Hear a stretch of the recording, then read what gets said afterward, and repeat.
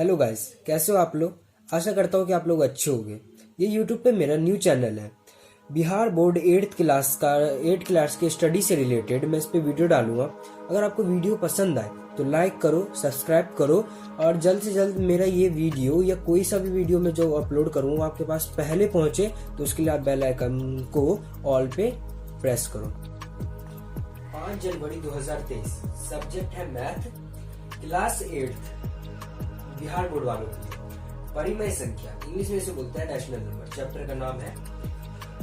हम इसका बेस पढ़ेंगे अभी इस वीडियो में। इसके नेक्स्ट वीडियो में हम इसका एक्सरसाइज कंप्लीट करेंगे, ठीक है।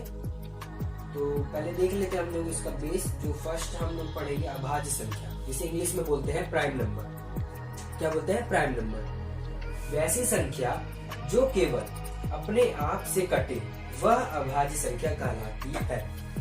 मैं आपको बोल के बता रहा हूँ कि अगर आपको समझ नहीं आ रहा हो तो आप मैं जो बोल रहा हूँ वही लिख लेना, ठीक। वही लिखा है जो इसमें मैं बोल रहा हूँ। वैसी संख्या जो केवल अपने आप से कटे वह अभाज्य संख्या कहलाती है। जैसे में देख लेते हैं 2, 3, 5, 7, 11, 13 एक्सेट्रा। 2 खुद से कटेगा, 3 खुद से कटेगा कि खुद के टेबल में आता है, और किसी के टेबल में तो आता नहीं, तो कैसे कटेगा दूसरे से। अब दूसरा देखते हैं परिमेय संख्या। परिमेय संख्या, चैप्टर का नाम ही परिमेय संख्या है, रैशनल नंबर, ठीक है। इंग्लिश में बोलते हैं इसे रैशनल नंबर। वैसी संख्या जो p/q के रूप में हो लेकिन q = नॉट 0, उसे परिमेय संख्या कहते हैं। इसको समझा देता हूँ। कोई संख्या हो, मान लेते हैं 3/5, तो p हो गया ये और q हो गया ये, ठीक। वही हो गया p/q। इन दोनों के रूप में, जैसे बट्टा जो होता है ना, बट्टा माने बार, इसके रूप में जो होगा वही परिमेय संख्या कहलाएगा, ठीक है। अगर अब फिर यहाँ पे बोला है q = नॉट 0, q क्या है? ये 5। अब यहाँ पे ये नहीं दे सकते हम लोग कि 3/0, ये नहीं होगा।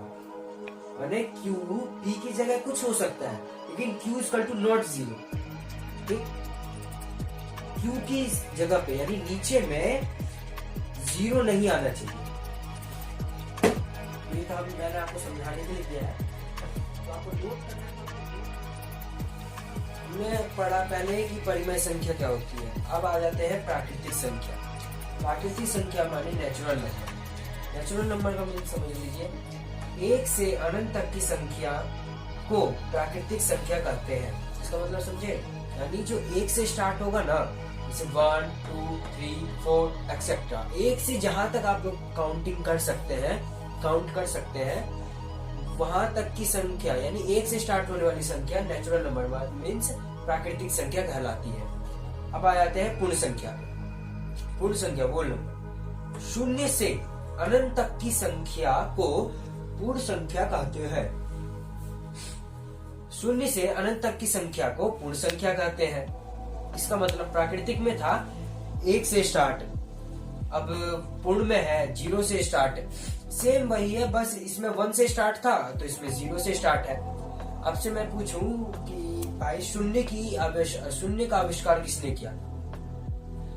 शून्य का आविष्कार आर्यभट्ट ने किया था। आर्यभट्ट नहीं, आर्यभट्ट ने किया था शून्य का आविष्कार, ठीक है। ये तो समझ गए होंगे, बेसिक चीज सब है। उसके बाद अब समझ लेते हैं हम लोग सम संख्या। सम संख्या माने होता है इवन नंबर। वैसी संख्या जो 2 से विभाज्य हो, वैसी संख्या जो 2 से विभाज्य हो उसे सम संख्या कहते हैं। जैसे 2, 4, 6, 8, 10। इसका मतलब है जो 2 से कटे। विभाज्य माने 2 से कटे। अभाज्य हमने पढ़ा था और विभाज्य है ये, ठीक। तो जो 2 से कटे, 2 से क्या क्या कटेगा? 4 कटेगा, 2 खुद से भी कटेगा, ठीक है। तो ये सम संख्या हो गया। तो ये हमने पढ़ा सम संख्या। अब पढ़ेंगे विषम संख्या। विषम संख्या का इंग्लिश होता है ओड नंबर। वैसी संख्या जो 2 से विभाज्य न हो उसे विषम संख्या कहते हैं। सुने सही से, वैसी संख्या जो 2 से विभाज्य न हो उसे विषम संख्या कहते हैं। इसका मतलब है पहले सम संख्या में था कि जो 2 से कटे, अब विषम संख्या में है जो 2 से ना कटे। अब जैसे पहले वाले में था 2, 4, 6, 8, 10, तो इनके बीच में जैसे जैसे छूट रहा है, जैसे 2 से पहले 1 आता है तो 1 छूट रहा है, तो 1, 2 नहीं 3, 4 नहीं 5, 6 नहीं 7, मतलब 1, 3, 5, 7। जो सम संख्या को छोड़ के जो भी सम संख्या क्या था 2, 4, 6, इस सब को छोड़ दोगे तो जो बचेगा वो होगा विषम संख्या, जो 2 से नहीं कटेगा। ठीक, अब आ जाता है क्रम विनिमय नियम। देखो ये सब जो नियम सब है यानी लॉ है, ये आपको याद रखना बहुत ही ज्यादा जरूरी है, ये आगे चल के काम भी आ सकता है, तो आपको ये याद रखना बहुत जरूरी है। आपके बुक में भी जो होगा 8th क्लास का जो आपका बिहार बोर्ड का बुक है उसमें भी है, तो एक बार आप बुक से भी पढ़ें तो आपके लिए अच्छा होगा, जल्दी कैच कर पाओगे। तो अभी मैं इसमें बोर्ड पे बता देता हूँ आपको। क्रम विनिमय नियम, कम्यूटेटिव लॉ, इसको इंग्लिश में बोलते हैं ये। इसका मतलब है, ये सूत्र है इसका, a+b = b+a। आपके क्वेश्चन पेपर में या कहीं पे भी टेस्ट वेस्ट में आपको पूछ सकता है कि a+b = b+a कौन सा नियम है, तो आपको बता देना है डायरेक्ट क्रम विनिमय नियम है। इसका देख लेते हैं। अतः 2 पूर्ण संख्याओं के लिए योग का क्रम विनिमय नियम सत्य है। अब मैं इसमें देखो a+b = b+a आपको करके दिखा देता हूँ। मान लेते हैं 7 + 5 है ना, बराबर 7 + 5 है, यानी ये हो गया अपना a और ये प्लस आ जाएगा और b हमारा हो गया 5। ठीक, तो a+b 7 + 5। अब वही इसको उल्टा कर सकते हैं, जैसे b+a यहाँ पे है ना b+a, तो बराबर करके 5 + 7 लिख सकते हैं ना। या आप इसमें ये जोड़ो या इसमें ये जोड़ो, कोई दिक्कत नहीं, बस आपको ये याद रखना है क्रम विनिमय नियम का गुणा में होगा लेकिन माइनस और डिवाइड में नहीं होगा। तो यहाँ पे आप सही से देखो, अतः 2 पूर्ण संख्याओं के लिए योग माने एडिशन का क्रम विनिमय नियम सत्य है। अगर आप इस पे a+ वाला करोगे ना, a+b = b+a, तो ये आपका ठीक है, लेकिन ये माइनस और डिवाइड के लिए गलत है। ये दूसरा नियम है सहचार्यता नियम, इंग्लिश में बोलते हैं एसोसिएटिव लॉ। सहचार्यता नियम ये सब पूछेगा, पेपर में आ जाता है कि भाई ये कौन सा है। इसके एक्सरसाइज जो हम लोग कंप्लीट करेंगे ना, उसके लास्ट में पूछा भी है, 9th क्वेश्चन होगा, क्वेश्चन नंबर 9 में, कि कौन सा नियम है, मैच द फॉलोइंग होगा। इसका भी सूत्र है a+b कोष्ठ बंद है +c = a+b+c। कोष्ठ लगा हुआ है, देख रहे हैं ना आप लोग, कोष्ठ है। अतः 3 पूर्ण संख्याओं के लिए योग का सहचार्यता नियम सत्य है। 3 पूर्ण, पिछले वाले में कितना था 2, अब इसमें 3 है। आप इसमें भी देख लीजिए, पहले में भी प्लस और प्लस मल्टीप्लाई होगा सत्य, देख रहे हैं, जिसमें बोल रहा है अतः 3 पूर्ण संख्याओं के लिए योग का सहचार्यता नियम सत्य है। योग का, गुणा का भी होगा, यहाँ पे जैसे प्लस दे रखे ना, यहाँ पे भी प्लस है, तो इस टाइम वहाँ पे गुणा वाले में गुणा आ जाएगा।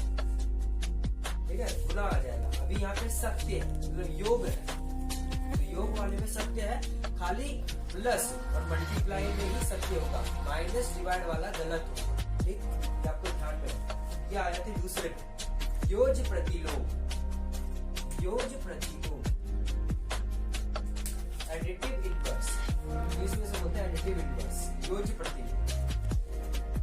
इसका पहले हम डेफिनेशन देख लें। जब 2 संख्याओं का योग 0 हो तो वह संख्या योज प्रतिलोम कहलाता है।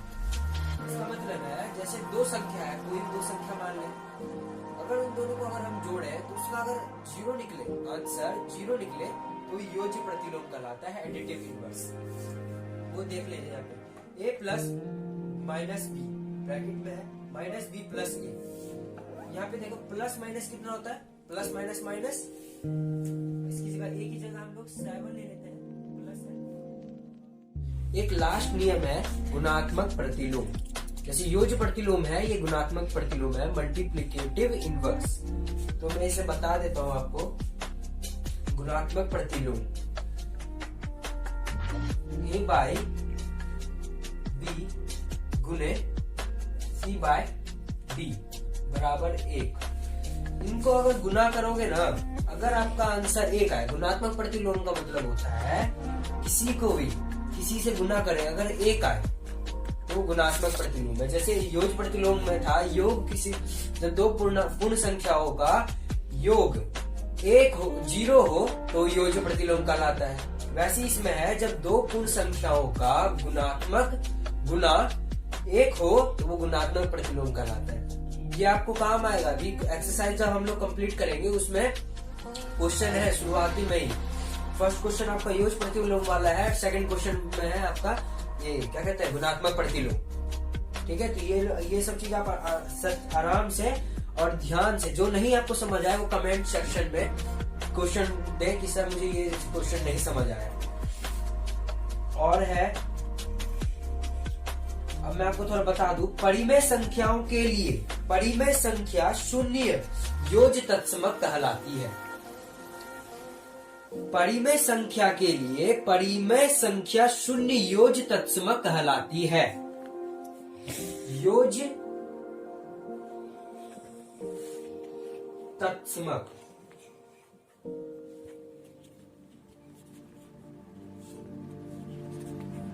योज तत्समक। उसके बाद है परिमेय संख्याओं के लिए परिमेय संख्या एक गुणात्मक तत्समक कहलाती है।